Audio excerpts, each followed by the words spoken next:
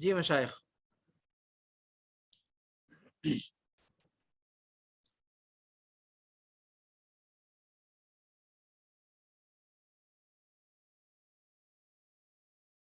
تو کیا کہہ رہا تھا کہ سلاست کا مطلب ہوتا ہے کہ ہموار طریقے سے وہ چیز چلتی رہے.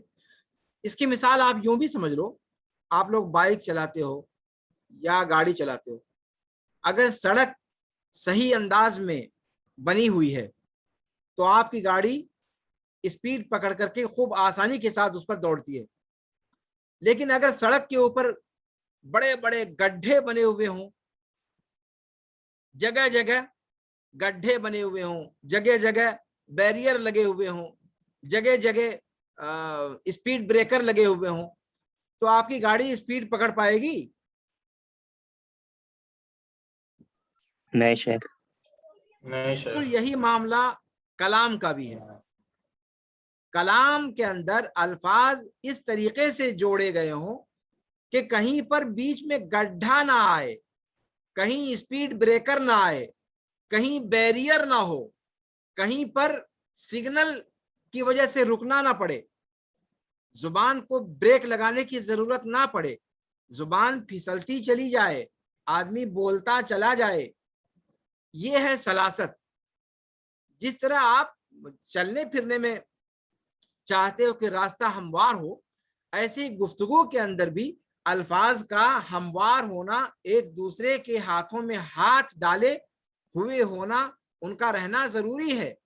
اگر آپس میں ان کی دشمنی ہوگی، آپس میں ایک دوسرے کے ساتھ ان کا میل ملاپ نہیں ہوگا، تو پھر سلاست کلام کے اندر نہیں آ سکتی. آپ خود بتاؤ نا، 10 لڑکے ایک ساتھ کھڑے ہوں لائن بنا کر کے، اس میں ایک طالب علم پچھم کی طرف منہ کیے ہوئے ہے، ایک اتر کی طرف منہ کیے ہوئے ہے، ایک دکن کی طرف منہ کیے ہوئے ہے، ایک پورب کی طرف منہ کیے ہوئے ہے، تو وہ لائن صحیح طریقے سے بن پائے گی؟ ہموار ایک سیدھی لائن ہو پائے گی؟ سوال ہی نہیں پیدا ہوتا. یہی معاملہ ہے کہ الفاظ، ہر لفظ اپنے بعد والے لفظ کے ساتھ جڑا ہوا ہو، مصافحہ کر رہا ہو، بغل گیر ہو رہا ہو، اس سے معانقہ کر رہا ہو، ہر لفظ کا اپنے بعد والے لفظ سے دوستی کا رشتہ ہو، تب کلام کے اندر سلاست آئے گی.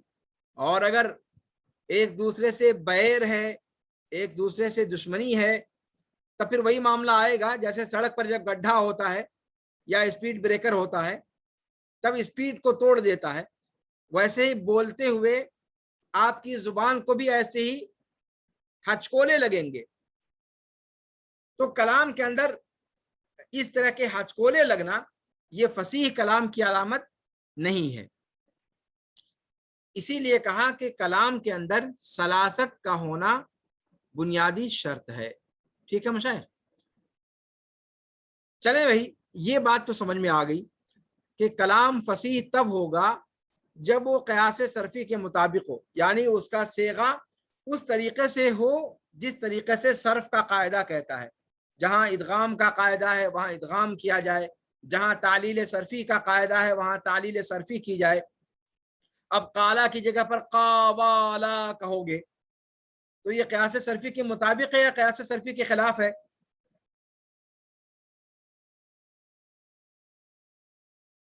ہاں خلاف ہے.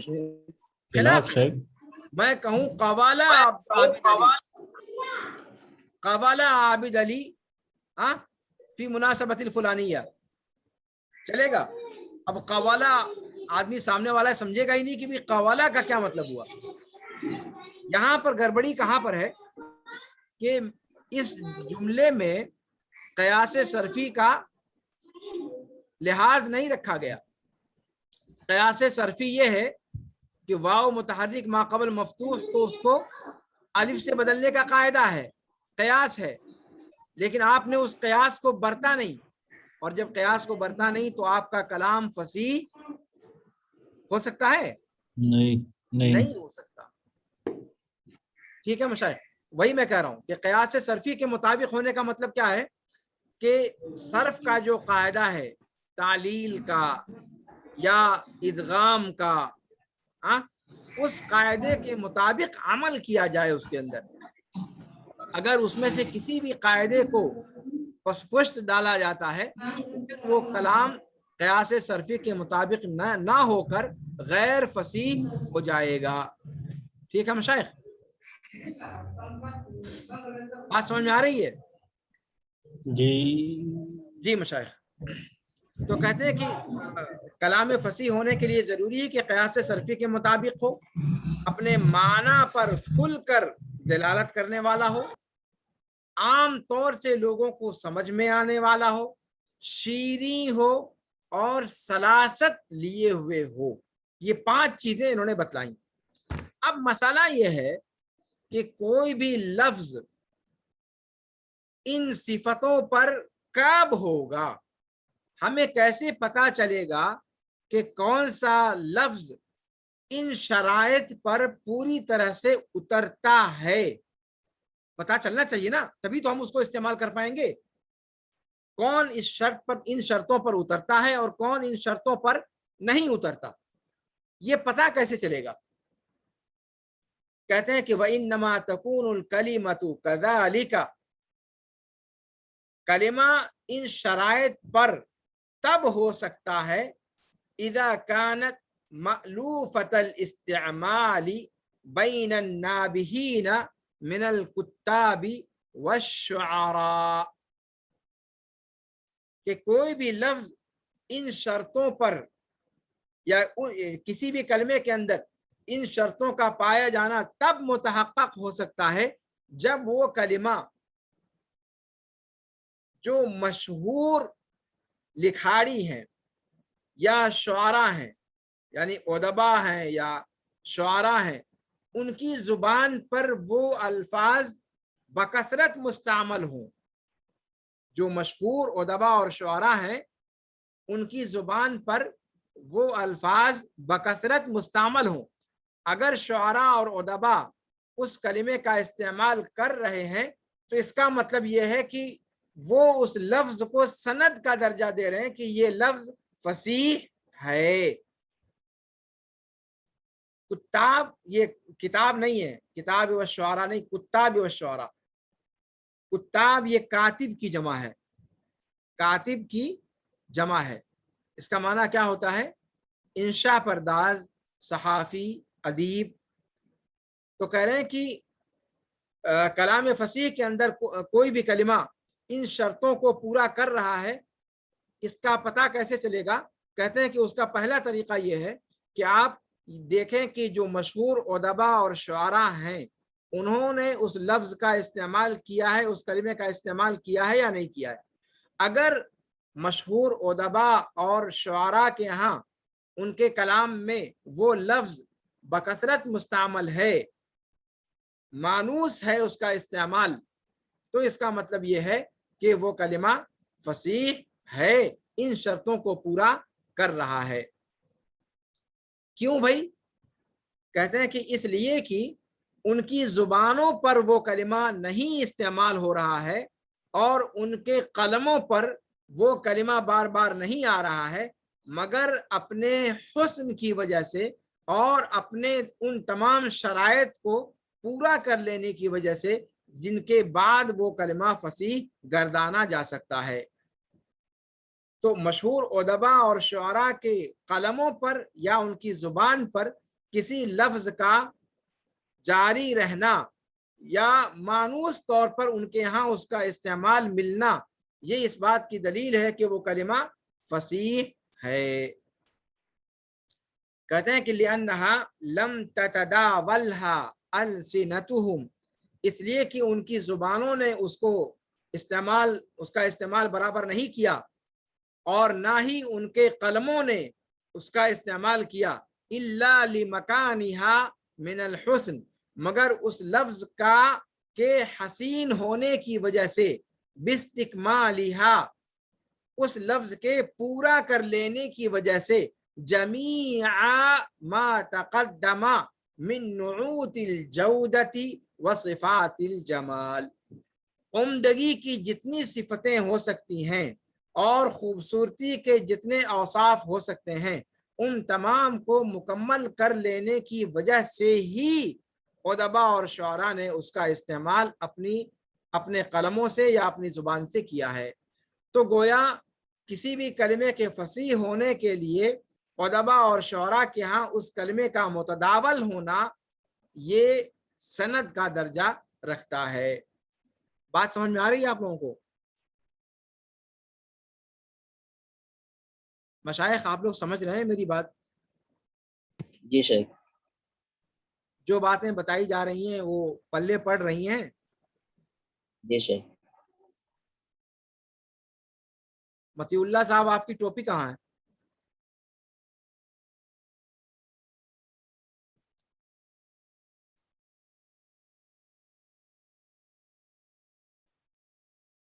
عبدالرب؟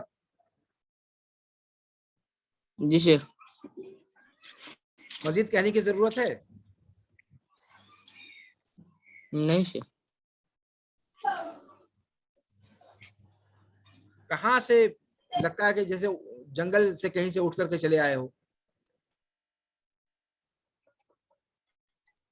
جی مشائخ، اب تک کیا باتیں ہوئی، کوئی ذرا سا خلاصہ کرے گا؟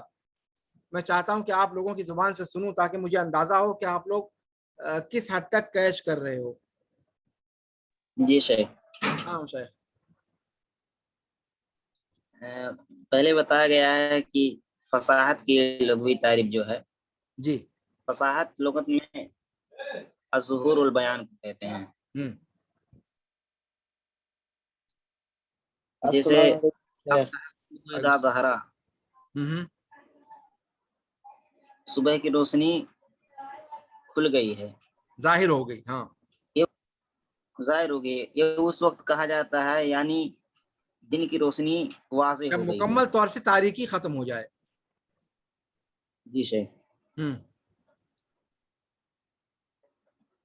میں ترجمہ نہیں پوچھ رہا ہوں، آپ لوگ یہ سمجھ لو کہ میں ترجمہ پوچھ رہا ہوں، میں خلاصہ پوچھ رہا ہوں کہ اب تک جو پڑھا وہ آپ لوگوں کے ذہن میں کیا چیز باقی رہی۔ مجھے مطلب لکیر کا فقیر بنانا نہیں ہے آپ لوگوں کو، حرفن ترجمہ مطلوب نہیں ہے، میں مفہوم پوچھ رہا ہوں، کیا سمجھا آپ لوگوں نے؟ اور دوسری چیز یہ ہے کہ کلام فصیح کسے کہتے ہیں؟ ہاں، کلام فصیح کسے کہتے ہیں؟ کلام فصیح وہ ہے جو معنی کو واضح ہو، جس کا معنی ایک دم واضح ہو اور لفظ آسان ہو۔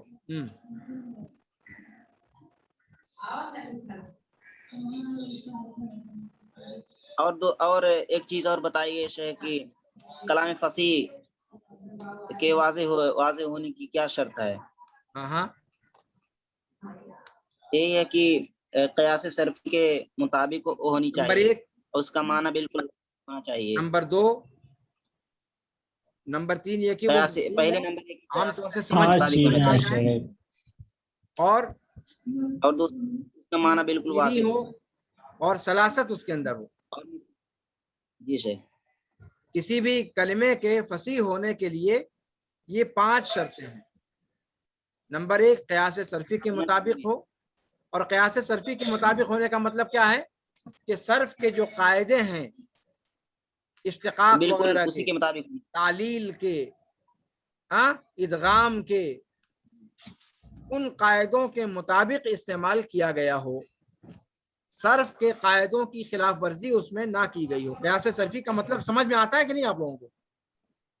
جی شیخ۔ جی ہاں، تو پہلی شرط یہ کہ صرفی قاعدے کے مطابق ہو، اور نمبر 2 اس کا معنی بالکل واضح ہو، اور نمبر 3 عام طور سے اسے آسانی سے سمجھ لیا جائے، نمبر 4 شیریں ہو، نمبر 5 سلاست اس کے اندر ہو۔ اور یہ 5 شرطیں کب پائی جائیں گی، اس کو جانچنے کا معیار کیا ہے؟ معیار یہ ہے کہ وہ کلمہ مشہور شعراء اور ادباء کے یہاں بکثرت مستعمل ہو۔ واضح؟ جی شیخ۔ اس لیے کہ شعراء اور ادباء کسی کلمے کو بکثرت استعمال کرتے ہیں تو وہ اس بات کی سند ہے کہ وہ کلمہ فصاحت کی ساری شرطوں کو مکمل کر رہا ہے. بات سمجھ میں آ گئی؟ جی شیخ. بات سمجھ میں آ گئی مشاہد؟ جی شیخ. اب ایک چیز یہ بتلا رہے ہیں کہ صاحب ٹھیک ہے، ادبا اور شعراء بہت اعلیٰ ذوق کے لوگ ہوتے ہیں، بہت کلچرڈ لوگ ہوتے ہیں، بہت مثقف لوگ ہوتے ہیں، تو وہ سمجھ جاتے ہیں. لیکن کیا ایسا بھی کوئی ذریعہ ہے کہ ہم لوگ بھی اندازہ لگا سکیں کہ بھئی کوئی کلمہ یہ فصیح ہے یا یہ فصیح نہیں ہے؟ اس کا آخر مرجع کیا ہے؟ الٹپ کہا جائے گا کہ یہ فصیح ہے، یہ غیر فصیح ہے، یا اس کا مطلب کوئی معیار ہے؟ اگر وہ چیز ہم کو حاصل ہو جائے تو ہم بھی فیصلہ کر سکتے ہیں کہ یہ فصیح ہے یا غیر فصیح ہے. تو کہتے ہیں کہ نہیں ہے، معیار ہے. لیکن معیار کیا ہے؟ ذوق سلیم. ذوق سلیم، صرف ذوق نہیں، ذوق سلیم. ایسا ذوق جو کسی طرح کی آلائش سے پاک ہو، سلیم انداز کا ہو، محفوظ ہو. کہتے ہیں والذوق السلیم هو العمدۃ فی معرفۃ حسن الکلمات وسلاستها وتمییز ما فیها من وجوہ البشاعۃ ومظاہر الاستکراہ. ٹھیک ہے، کہتے ہیں ذوق سلیم یہی عمدہ ہے، ذوق سلیم ہی معیار ہے کلمات کے حسن اور اس کی سلاست کو پہچاننے میں. معیار کیا ہے؟ ذوق سلیم. ذوق، آپ لوگ میرے ساتھ ہیں؟ جی سر. جی سلیم معیار ہے. کیا چیز معیار ہے؟ ذوق سلیم. ذوق سلیم. آپ لوگ اردو میں بھی ذوق بولتے ہو نا، اس کا ذوق اچھا ہے، اس کا ذوق سڑا ہوا ہے، بولتے ہو نا؟ جی شیخ. تو یہ ذوق تو سمجھتے ہی ہو. تو کہتے ہیں ذوق سلیم یہی عمدہ ہے، یعنی یہی معتمد ہے کلمات کے حسن کو پہچاننے میں اور اس کی سلاست کو جانچنے میں، اور اس کے اندر بدصورتی یا استکراہ کے مظاہر کو جاننے میں. اس کے اندر زور زبردستی کی گئی ہے یا اس کے اندر وہ کریہ صورت ہے، اس کا اندازہ لگانے کے لیے جو مرجعیت حاصل ہے وہ ذوق سلیم کو.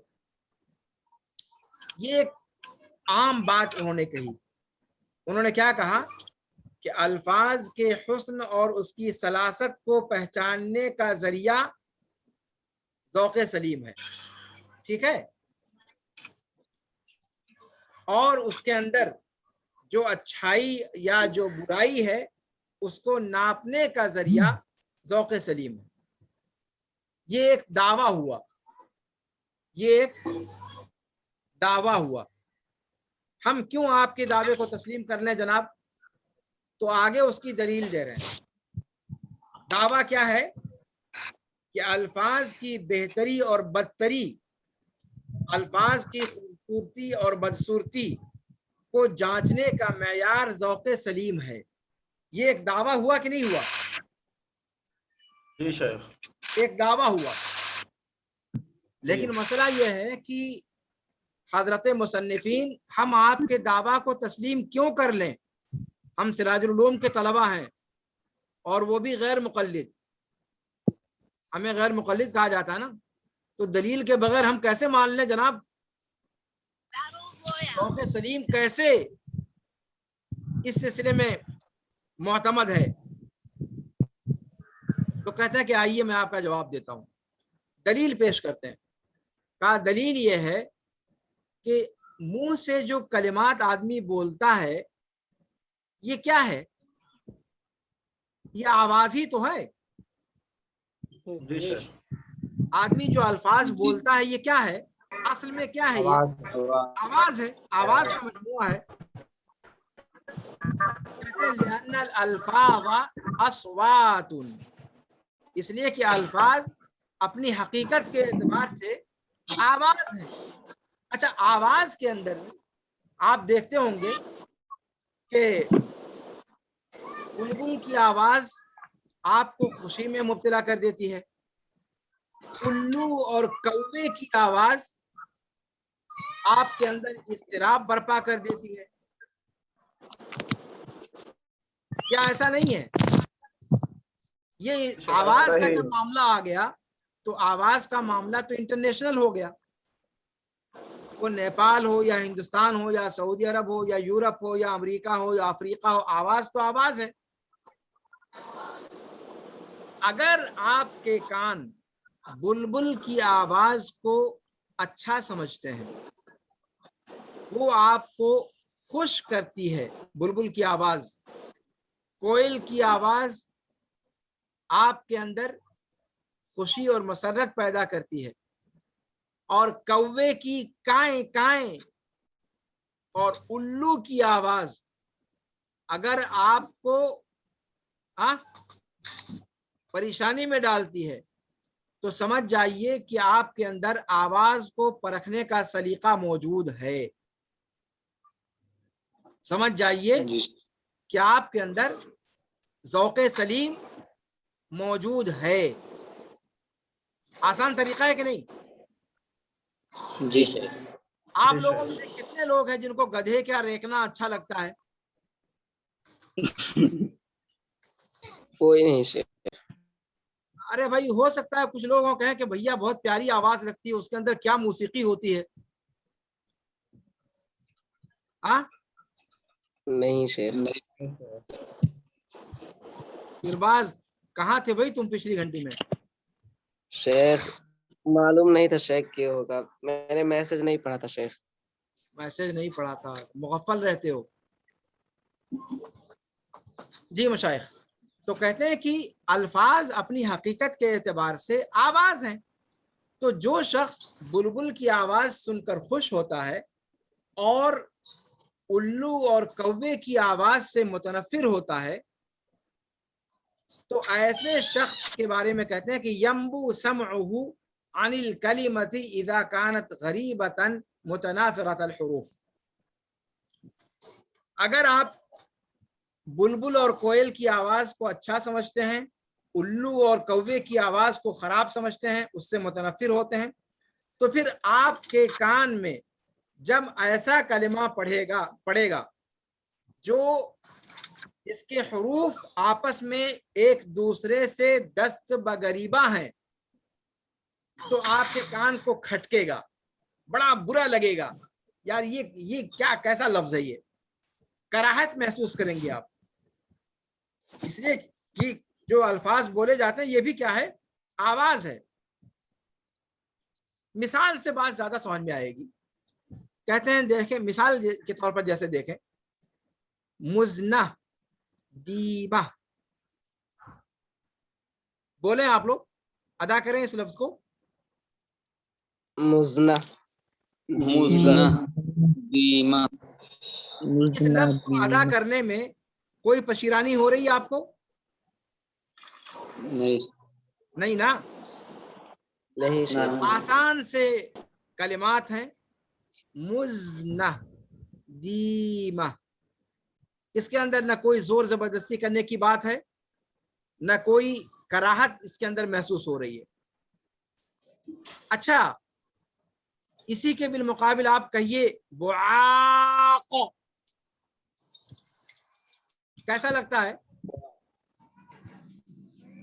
بولنے والا بہت ہی لگتا ہے گاڑھا کہ کر رہا ہے، اور سننے والے کو لگتا ہے کہ کوئی پتھر اٹھا کے مار رہا ہے. کوئی بھینسا. نہیں، آپ بتاؤ، آپ کے سامنے کی بات ہے یہ. آپ کہو مزنہ دیمہ اور آپ کہو بعاق، کیسا لگتا ہے؟ जैसे कोई भैंसा बोल रहा हो। चलिए ऐसा बोल रहा हूं, ऐसा लगता है कि जैसे कोई शख्स उल्टी करने की कोशिश कर रहा हो। हाँ, जी सर। जैसे कोई और जो सुनने वाला है उसको लगता है कि कोई कंकरी मार रहा है। जी अच्छा, ये तीनों के तीनों अल्फाज बरसने वाले बादल के लिए बोले जाते हैं। किसके लिए बोले जाते हैं? बरसने वाले बादल के लिए। बरसने वाला बादल। अस्सहाबा अल-मुमतिरा, बारिश बरसाने वाली बदली। तो बारिश बरसाने वाली बदली के लिए तीन कलिमात हमारे यहाँ हो गए। एक हो गया मुजना, एक हो गया दीमा, और एक हो गया बुआक। अब इन तीनों में कौन फसीह है और कौन गैर फसीह है, आप अपने हिसाब से बताओ। जी से एक मुजना और फसी है और बुआक गैर। मुजना और दीमा ये बोलने में भी आसान है, सुनने में भी आसान है, इसके अंदर कोई तनाफुर नहीं पाया जाता, कोई मुश्किल नहीं पेश आ रही, लिहाजा ये दोनों कलिमे फसीह हैं। इसके बिलमुकाबिल अल-बुआक, ये कलिमा जी गर्चे उसी माने में है, लेकिन ये कबीह लफ्ज है, इंतहाई कबीह और बुरा लफ्ज है। कानों को जैसे लगता है कि कोई पत्थर मार रहा है। तसुक्कुल आदान, कानों के अंदर खड़खड़ाहट पैदा हो जाती है इसको सुन करके। सुनने की बात तो बाद में आती, पहले बोलने वाले का जनाजा निकलता है। अरबी जुबान जाहिर सी बात है मखारिज की जुबान है, आप मखरज के साथ ही उसको अदा करेंगे। तो मखरज के साथ आप अदा करें मुजना को, दीमा को और बुआक को। आप खुद फैसला कर लीजिएगा कि कैसे फसी और गैर फसी का फैसला किया जाता है। तो यही बात ये कहना चाह रहे हैं कि किसी भी कलमे के फसीह और गैर फसीह होने को जानने के लिए मरजा कौन है? ज़ौक़े सलीम। और आपके अंदर ज़ौक़े सलीम है या नहीं, इसको जानना है तो आप ऐसे जानिए कि अल्फाज आवाज हैं। तो अगर आवाज में बुलबुल की आवाज, कोयल की आवाज आपको अच्छी लगती है और कुत्ते की आवाज, गधे की आवाज, उल्लू की आवाज, कौवे की आवाज अगर बुरी लगती है तो फिर आप समझ जाइए कि आपके अंदर ज़ौक़े सलीम मौजूद है। जैसे इन आवाज़ों में आप फ़र्क कर लेते हैं, वैसे ही बोले जाने वाले अल्फाज जो हकीकत में आवाज़ हैं, उन अल्फाज को भी आप तमीज़ कर ले जाएंगे कि उसमें कौन फसीह है और कौन गैर फसीह है। बात समझ में आ गई अब तक? जी शेख। जी शेख। कहते हैं वअम्सालु ज़ालिका कसीरुन फी मुफ़रदातिल लुग़ा। इस जैसी ढेर सारी मिसालें आपको जुबान, अरबी जुबान के मुफ़रदात में मिल जाएंगी। तस्ततीउ अन तुदरिकहु बिज़ौक़िक, जो आप अपने ज़ौक़ से जिसका इदराक कर सकते हैं, जिसकी हकीकत को पा सकते हैं। ठीक है मशाइख? तो इसका मतलब क्या हुआ कि बलागा के अंदर सबसे पहले ज़रूरी है कि कलिमा फसीह हो, और कलिमा फसीह होने के लिए 5 शर्तें हैं। पहली शर्त ये कि वो क़यास सर्फ़ी के मुताबिक हो, दूसरी शर्त ये कि वो अपने माना में वाज़े हो, तीसरी शर्त ये कि वो आम फहम हो, चौथी शर्त ये कि उसके अंदर शीरीनी हो, और पांचवी शर्त ये कि उसके अंदर सलासत हो। और कलिमे के अंदर ये शर्तें कैसे पाई जा रही हैं या नहीं पाई जा रही हैं, इसको जानेंगे कैसे? अगर वो कलिमा उदबा और कुत्ताब यानी शौरा के यहाँ, उदबा और शौरा के यहाँ मुस्तामल है बकसरत, तो वही ये इस बात की दलील है कि वो कलिमा फसीह है, इसलिए कि वो लोग इस कलिमे का इस्तेमाल नहीं कर रहे हैं मगर हुस्न की तमाम शर्तों के उस कलिमे के अंदर पाए जाने की वजह से। ठीक है।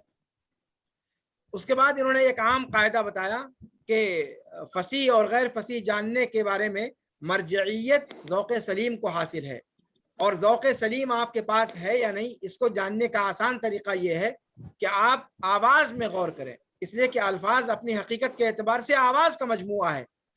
تو اگر آواز، اشفاق صاحب کیا کر رہے ہیں بھائی؟ کبھی آنکھ پھاڑ رہے ہو، کبھی دانت کورید رہے ہو، کیا آئینہ سمجھ کر کے تم نے کلاس کو رکھا ہوا ہے؟ جی مشاہد، تو ذوق سلیم کے لیے بتایا کہ ذوق سلیم کو پرکھنے کے لیے آپ آواز کو دیکھیں، اس لیے کہ الفاظ جو بولے جاتے ہیں یہ اپنی حقیقت کے اعتبار سے آواز کا مجموعہ ہے. تو اگر آواز میں آپ کو بلبل کی، کوئل کی آواز اچھی لگتی ہے، الو کی، کوے کی، گدھے کی، کتے کی آواز بری لگتی ہے، تو پھر آپ سمجھ جائیں کہ آپ کے اندر ذوق سلیم موجود ہے.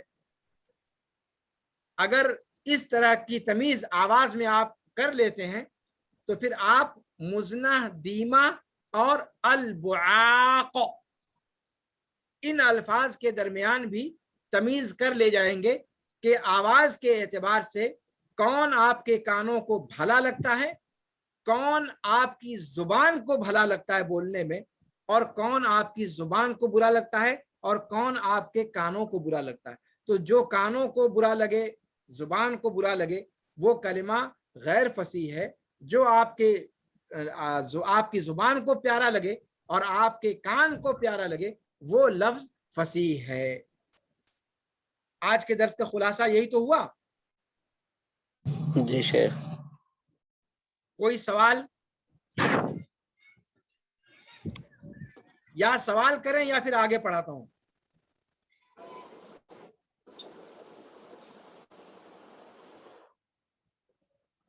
جی مشائخ، کوئی سوال؟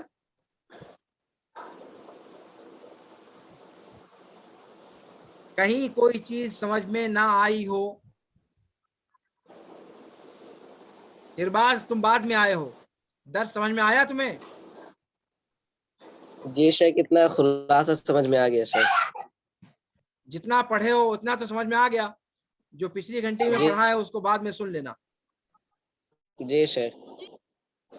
جی مشائخ، آج کے درس سے متعلق، پچھلی گھنٹی کے درس سے متعلق یا اس گھنٹی کے درس سے متعلق، پورے درس سے متعلق کہیں کوئی الجھاؤ، کہیں کوئی پیچیدگی، کہیں کوئی چیز وضاحت طلب؟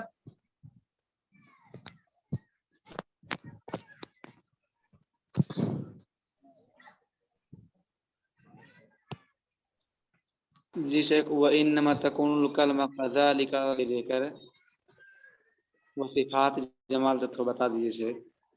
اس میں کیا کرنا ہے؟ تھوڑا اس میں نہیں سمجھ پایا صاحب. کہتے ہیں کہ کلمہ ان شرطوں پر پورا تب ہوگا جب اس کا استعمال مانوس ہو. مالوفۃ الاستعمال کا مطلب، مالوف کا مطلب مانوس. مانوس اور غیر مانوس تو اردو میں بولتے ہو نا آپ لوگ. جی. مانوس سمجھتے ہو؟ پہچانا ہوا. جی. مانوس آدمی یعنی وہ آدمی جس کو آپ پہچانتے ہیں. غیر مانوس آدمی یعنی اجنبی آدمی. تو مالوفۃ الاستعمال یعنی جس کا استعمال مانوس ہو، جس کا استعمال بکثرت ہو رہا ہو. مانوس کب ہوگا استعمال؟ جب وہ بکثرت ہوگا. ٹھیک ہے مشائخ. اور نابہین، نابہ کہتے ہیں ماہر کو. نابہ کسے کہتے ہیں؟ ماہر. ماہر. نابہین اسی کی جمع ہے. اور کتاب، کاتب کی جمع بتا چکا ہوں. اس کا معنی ہوتا ہے انشاء پرداز. انشاء پردازوں اور شعراء میں سے جو لوگ ماہرین ہیں، جو اپنے فن کے متخصصین ہیں، ان کے یہاں اس کا استعمال بکثرت ہو. کلمہ ان شرطوں کو پورا کرنے والا تب شمار کیا جائے گا جب اس کا استعمال مانوس ہو یعنی بکثرت ہو، انشاء پردازوں اور ماہر انشاء پردازوں اور شعراء کے درمیان. ٹھیک ہے مشائخ. لأنها لم تتداولها ألسنتهم، اس لیے کہ ان کی زبانوں نے اس کو استعمال نہیں کیا. تداولا یا تداول متداول. تداولا کا معنی ہوتا ہے اس کا استعمال لگاتار ہوتا رہنا, لگاتار استعمال کیا جاتا رہنا. تو کہتے ہیں کہ اس کلمے کو لگاتار ان کی زبانوں نے استعمال نہیں کیا. ولم تجری, جرا یجری سے ہے, ولم تجری. اصل میں یا بھی یہاں پر ہے لیکن لم داخل ہونے کی وجہ سے یا حذف کر دیا گیا, یا حذف کر دی گئی. ولم تجری بہا اقلامہم, اور ان کے قلموں پر وہ کلمات جاری نہیں ہوئے, یعنی ان کے قلموں پر وہ کلمات نہیں آئے. الا لمکانہا من الحسن, مگر اس کلمے کے ہونے کی وجہ سے خوبصورتی پر, اپنی خوبصورتی کی جگہ پر, اپنے مکمل کر لینے کی وجہ سے ان تمام بہتری کی صفات کو, عمدگی کے صفات کو اور خوبصورتی کی صفات کو, ان کا ذکر اس سے پہلے گزرا. جی واضح مشائخ؟ جی شیخ. جی شیخ. اور کوئی سوال؟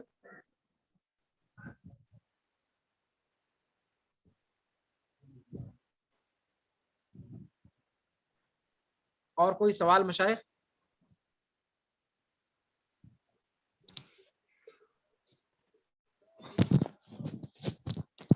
آگے پڑھا جائے. جی مشائخ. اچھا ایک بات میں اور کہہ دوں کہ درس پڑھنے میں مزہ کب آئے گا؟ جب آپ لوگ پیشگی مطالعہ کر کے آئیں, جب آپ لوگ